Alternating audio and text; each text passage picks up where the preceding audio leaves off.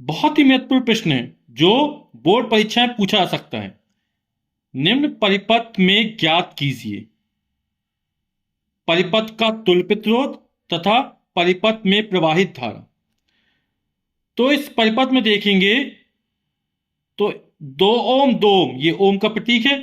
2 ओम और 2 ओम प्रतिरोध के पहले पहले सिरे एक साथ जुड़े हैं और दूसरे सिरे एक साथ जुड़े हैं, यानी कैसे हैं? समांतर क्रम में है। ठीक है, तो पहले 2 ओम और 2 ओम के प्रतिरोध समांतर क्रम में है, तो इनका तुल्य प्रतिरोध निकाल लेते हैं। तो 2 ओम और 2 ओम के प्रतिरोध समांतर क्रम में जुड़े हैं, अतः इनका तुल्य प्रतिरोध हमने तुल्य प्रतिरोध 1/R1 मान लिया। ठीक है, सूत्र क्या होता है वैसे? 1/R बराबर 1/R1 प्लस 1/R2। तो यहां पर 1/2 प्लस 1/2 हो जाएगा। ठीक, तो लघुत्तम आएगा 2, तो हो जाएगा 1 + 1 यानी 2/2 यानी कि 1 1/R1 बराबर। तो R1 का मान कितना हो जाएगा? R1 1 R1 बराबर 1 हो जाएगा। R1 बराबर 1 ओम। अब इन दोनों के स्थान पर एक ऐसा प्रतिरोध लगाएंगे जिसका तुल्य प्रतिरोध कितना हो? 1 ओम हो। तो चित्र कुछ बदल जाएगा। तो चित्र कुछ इस प्रकार का हो जाएगा, है ना? यहां पर 1 ओम का प्रतिरोध आ गया।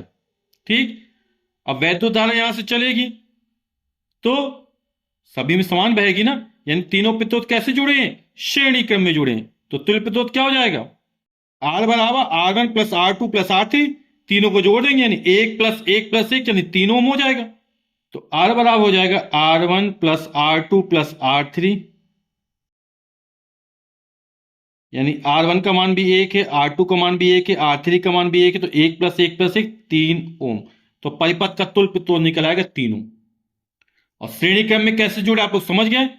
पहले प्रतिरोध का पहला सिरा सेल के धन टर्मिनल से जुड़ गया और इसका दूसरा सिरा दूसरे के पहले से जुड़ा, इसका दूसरा सिरा तीसरे के पहले से जुड़ा और इसका दूसरा सिरा सेल के ऋण टर्मिनल से जुड़ गया। तो ये श्रेणी क्रम में जुड़े हुए। ठीक, अब कह रहा है परिपथ में प्रवाहित धारा। तो प्रवाहित धारा I बराबर V/R हो जाएगा। V का मान 3 वोल्ट है और परिपथ का तुल्य प्रतिरोध 3 ओम है। तो परिपथ में प्रवाहित धारा I बराबर हो जाएगा V/R। V का मान 3 वोल्ट है, R का मान 3 ओम है, 3/3 यानी 1, और वैद्युत धारा का मात्रक एम्पियर। तो यही हमारे उत्तर हो जाएंगे।